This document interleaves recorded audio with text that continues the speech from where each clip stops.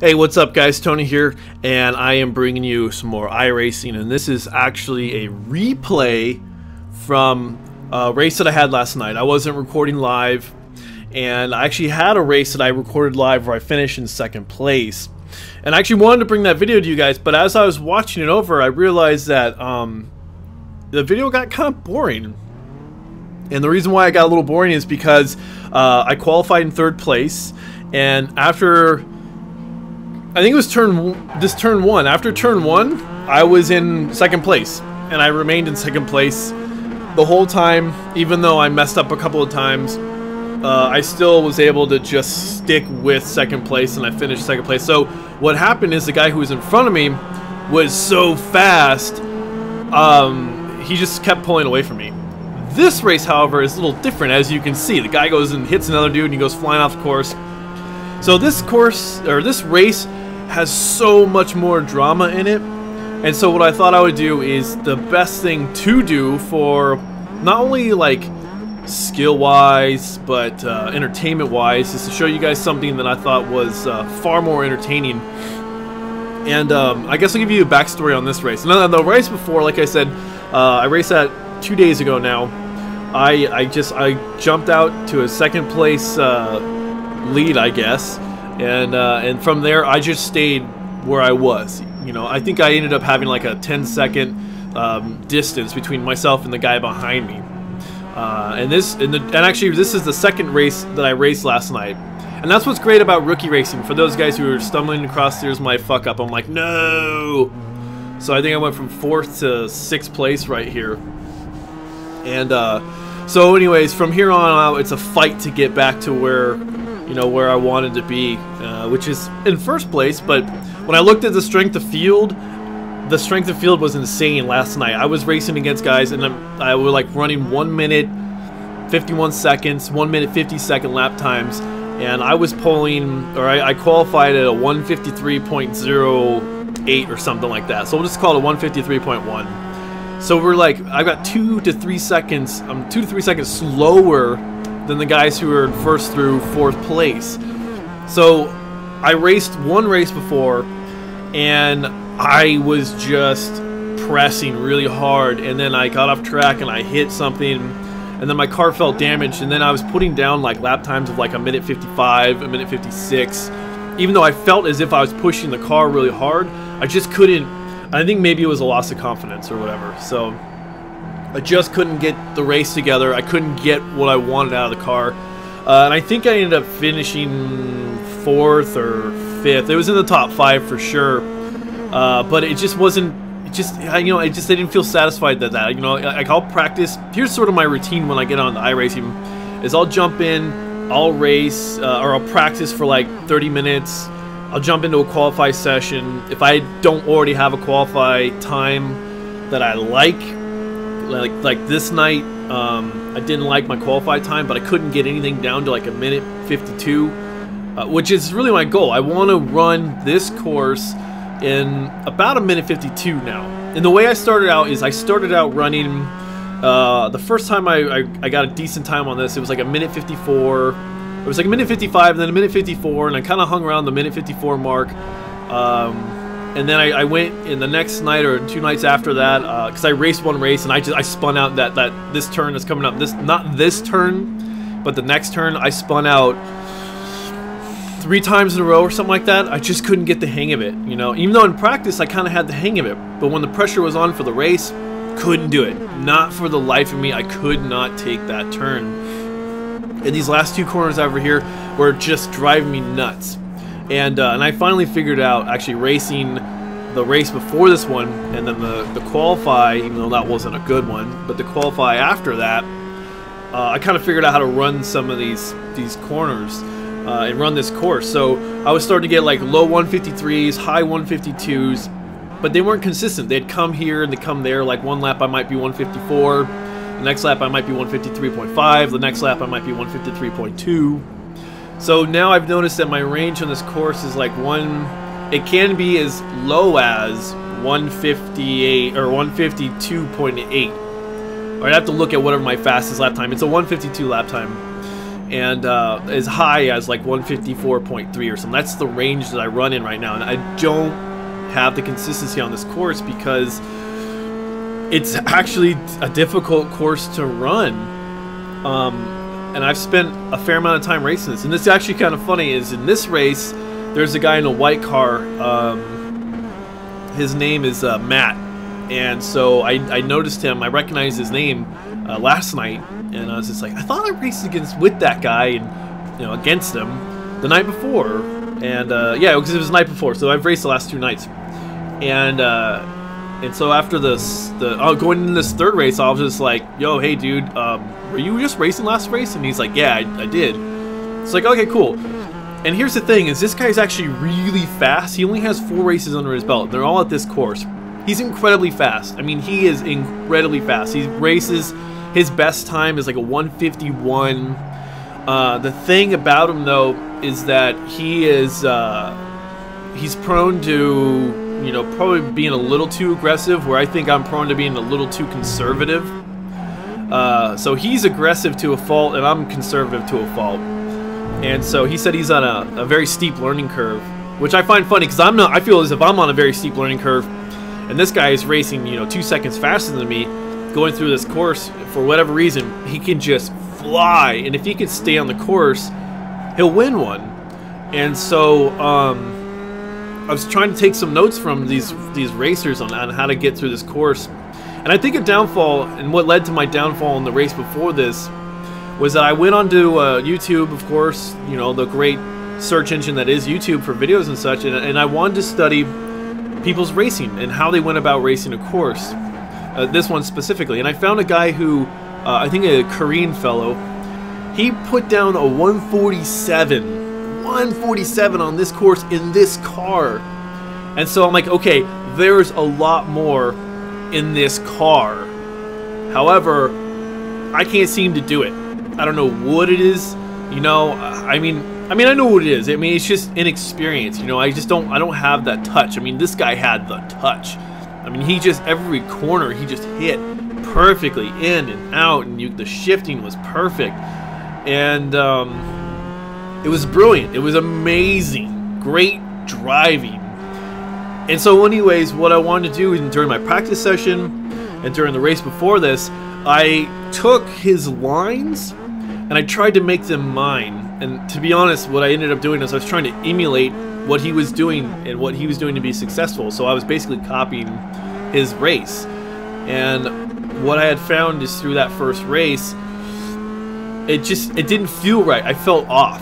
Like the flow, there was no flow in my racing, which sounds weird. I don't know if you guys know that. I mean, you guys who play iRacing, I really can't really call it play, because it's not really play, but participate is probably a better word.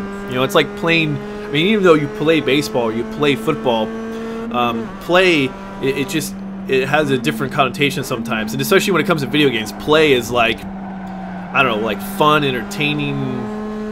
But I guess it doesn't really matter, because I mean, you play Battlefield, and that has like, a very darker connotation when you think about playing Battlefield. You think of like competitive and competition and sort of drama and just a battle.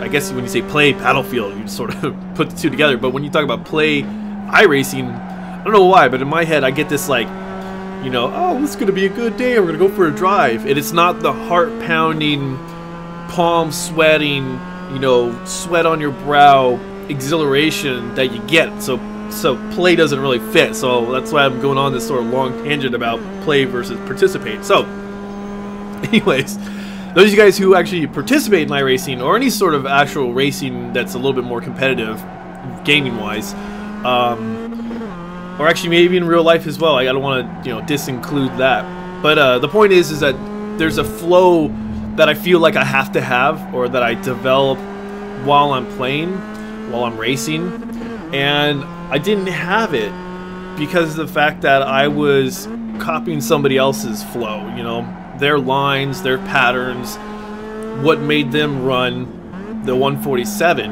And it's kind of like was it the last video?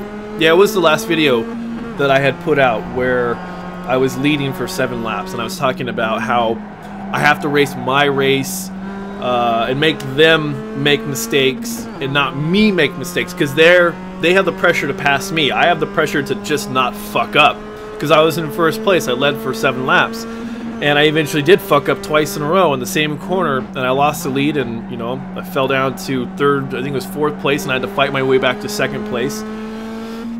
So that being said, I learned a very valuable lesson about flow and about rhythm, and that's no different from, you know, say other sporting games like baseball, football, you know, these very physical activities, or just anything, you know, basketball as well, or I mean, I guess anything you could have a certain amount of rhythm, your sort of internal, your own rhythm going about doing business.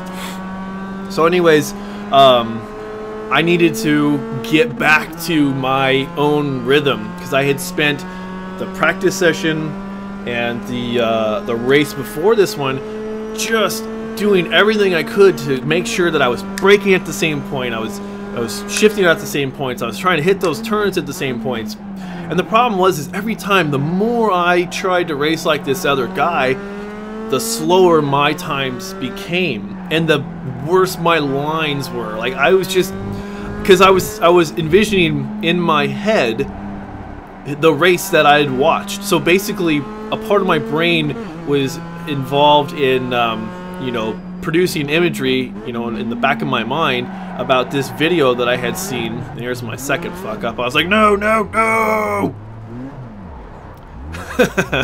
Happens sometimes. See, and there's the guy right there. So I had a, is that him? I can't remember. I think his number was 1, but that might be him. He's got an all-white Mazda. Yeah, that was him. So I was in 2nd place. And so I was kind of pissed myself for messing up. But anyways, as I was saying, like, I had these images in my head, and so the whole time I'm thinking, okay, I want to do it just like that guy did, and not give 2 shits about, you know, what's going on in front of me. I mean, I did care what's going on in front of me. Oh, by the way, little side note, I thought, you know what, okay, I could get this guy. Like, I could just, you know, I came up on his ass like that. I was like, I'll be able to pass this guy. You know, I'll just race my race. I'll take him. You know, I was watching him go to the outside like that, and I'm just like, I can catch up to him. I can pass him. This is doable. And this is about the time, this lap and the next couple laps, this is when I found out, like, this dude's fast. I mean, like, he's kind of wild. He reminds you of that pitcher, you know, who throws really hard, but he's kind of wild, and so he gets himself into trouble. And you know that he's going to be a great pitcher once he gets his shit under control, and he can, you know, basically stop being a thrower and being a pitcher. Well, this guy, he's really fast for a guy who's only have 4 races under his belt. And so once he learns to become a driver and not just, you know, a fast guy around the course, he's gonna be unbeatable.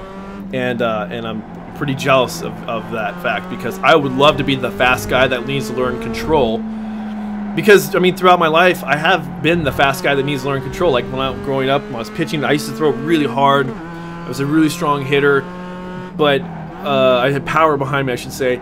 The one thing I just couldn't learn how to do was control my fastball at times, control my breaking ball. So location was a problem when I was pitching and hitting, learning how to go the other way, you know, situationally hit, you know. So I used to hit, not really to hit home runs, but just to crush the ball. And I don't care if I hit line drives, ground balls, but I wanted to hit the ball hard, and I didn't pay any attention to where the ball was actually going as far as location. So my batting average, you know, throughout high school and afterwards, until I became a more mature player, when I started to understand, like, oh, I gotta start hitting situationally, I gotta start looking for pitches in certain counts, you know, that's when I started to become a better hitter. And you can see me pressing right now. I'm like, oh, I gotta be just as fast as that guy.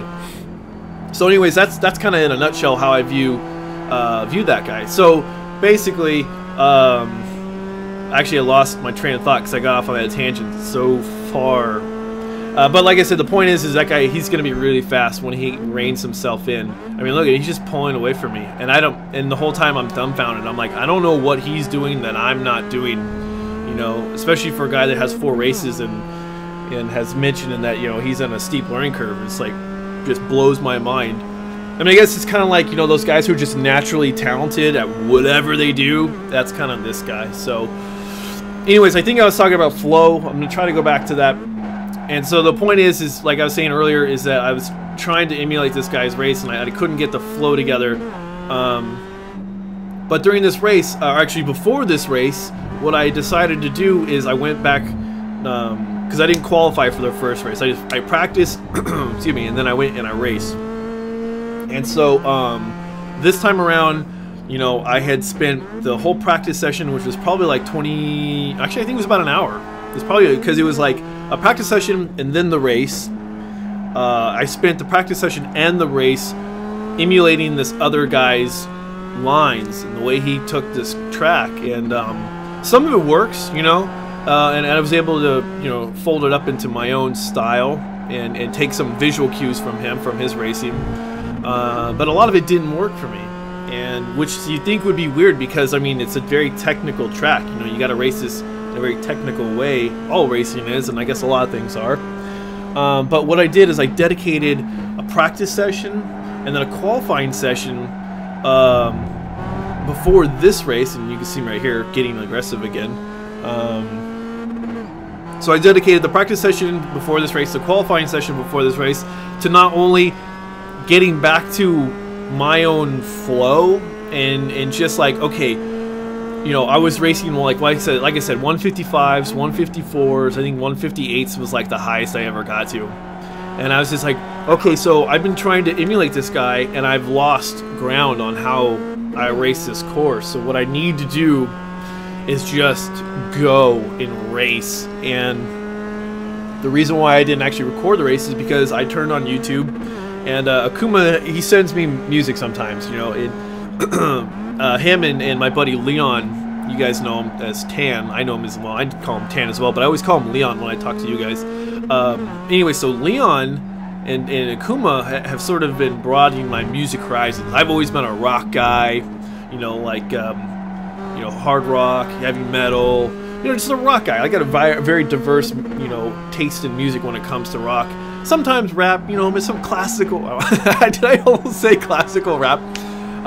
Just like old school rap, you know, like stuff I grew up with, and some R&B and stuff like that. But beyond that, my taste in music is very narrow, and so they got me into like dubstep, chill step, and I don't really know what you'd classify Skrillex as. Maybe that's chill step, or I mean dubstep, excuse me, or just some techno music. I don't know. Anyway, so the classification I'm not really too concerned about.